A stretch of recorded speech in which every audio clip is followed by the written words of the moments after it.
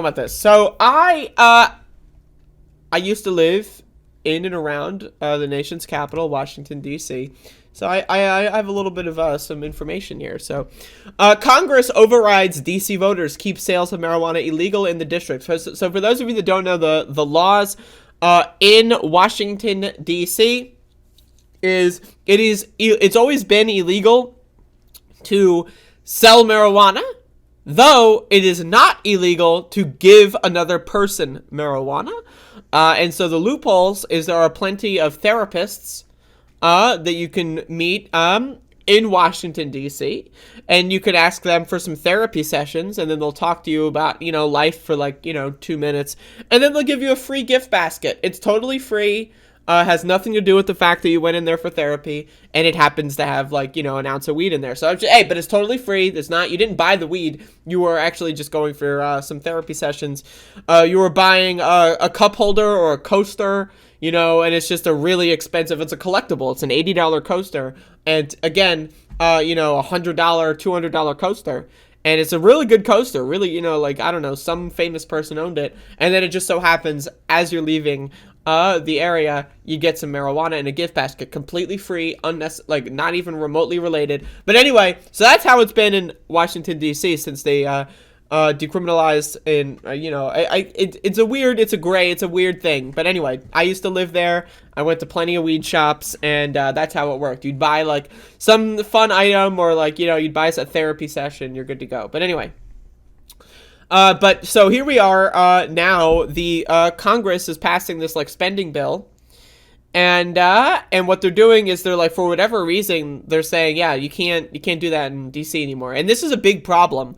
This is a big problem because there are lots and lots of stores that do this. So they're fucked. They just destroyed a whole industry for no reason. And again, Joe Biden campaigned on decriminalizing cannabis nationwide, federally decriminalizing marijuana. Kamala Harris campaigned on that. And now the Democratic Party is saying, fuck that. Actually, we're going to go back. We're going to be more restrictive. We're going to be more puritanical. We're going to go backwards in time. Again, I want to be very clear here. Joe Biden campaigned on going forward with marijuana, cannabis-related decriminalization, legalization efforts. But instead, his party, the Democratic Party, decided to go backwards. This is not okay. This is not okay. This is not okay. Call your Democratic reps or senators and tell them to go fuck themselves. Maybe don't tell them to go fuck themselves. Maybe say that you strongly disagree with this. And again, keep in mind that DC they're not represented in the federal Congress. They don't have senators. They're not a state. They don't have Congress members. They've got a non-voting delegate that's sometimes allowed to speak, right? So, but DC is allowed to make legislation and laws and stuff within the district itself. So, but the federal Congress, which has no representation from DC, is now deciding, fuck you, actually. How fucked up is that? How fucked up is that? That's fucked up. A GOP-backed ban on weed sales in Washington, D.C. was preserved in a sprawling government funding bill passed by Congress on Thursday, despite opposition from advocates who say the provision overrides the will of the district's residents years after they voted to legalize marijuana.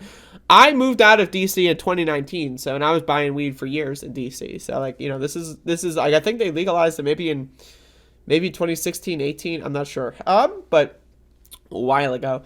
The Harris Rider, a provision barring the legalization of recreational marijuana sales in the nation's capital, named after the chief proponent, Rep. Andy Harris, sailed through the Senate late Thursday, a day after passing the House as part of a larger $1.5 trillion spending omnibus package to fund the government through the fiscal year 2022.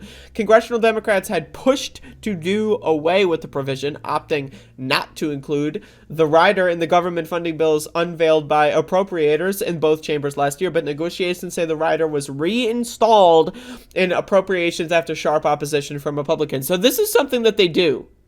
The Congress does that you might not know, but I hope you do. But if you don't, they have these giant must-pass omnibus legislation packages, which is funding, and then you kind of throw a bunch of amendments in there, small stuff, stuff that goes under the radar, you want to fund this specific, national park a little bit more. You want to get this contract with the shipyard and get some more they just throw these things in there And like usually there's just like hundreds of these different small little pieces of legislation, like little amendments that most people don't, really get. And so they just kind of hope for the best. This is, instead of just doing everything on a standalone bill to ban recreational sales of marijuana in DC. They're afraid to do that, so they want to attach it to these omnibus bills. It's a little ridiculous. It's a little stupid. And it cloaks what they're doing. It makes it so people don't really pay attention. They don't know until it's already too late, and then it limits debate.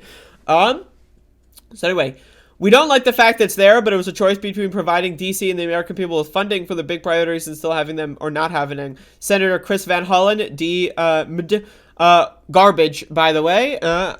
Chris Van Hollen, I used to call his office when I lived in the area.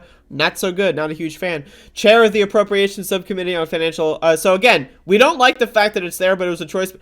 Like, how defeatist is this? Like, again, Chris Van Hollen, Democrat. How, like this is like some real, like, giant, bright neon sign that says pussy, like, directing at his fucking face, right? So either you can't fund the government, or you have to ban weed sales in a place that voted in favor of that. How about you let Republicans shut down the government? Call their bluff. Say, oh yeah, we're going to shut down the government for this obscure, like, weed policy in DC. We're going to shut down the fucking government. That's a good idea. Right? Like, let them battle. Let them, like, do this whole thing. Hey, I'm just saying. But instead, they're pussies. They're weak little beta bitches. Right? They're beta bitch more, like, they're just horrible motherfuckers. And they're going like, hey, what are we going to do? We have the president. We have the Speaker of the House. We have the Senate Majority Leader. We could talk about it at all. Nah, whatever. Whatever. It's embarrassing. These defeatist garbage Democrats. So you can read the rest of this. I gave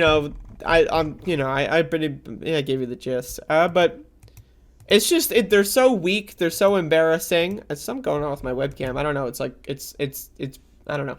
But it's weak. It's embarrassing. And it's sad to see the Democrats are just, like, again, they campaigned on it. It's in their platform. The president was like, let's go, let's go. And now they're going backwards. That's fucked up. And they're like, well, what are we gonna do? I don't know, make it part of the national dialogue. 70% of Americans, 70% want to legalize cannabis nationwide. Make it a fucking goddamn national conversation piece. Let the Republicans be the party against drugs. Let Republicans be the party against weed and see how far they get. Let that be the situation that we debate going into the midterms. Democrats are the party of legalizing. Republicans think drugs are going to kill your kids and destroy society. Let that be the conversation. But they're fucking weak, they're feckless, and they're garbage. Ugh, so frustrating.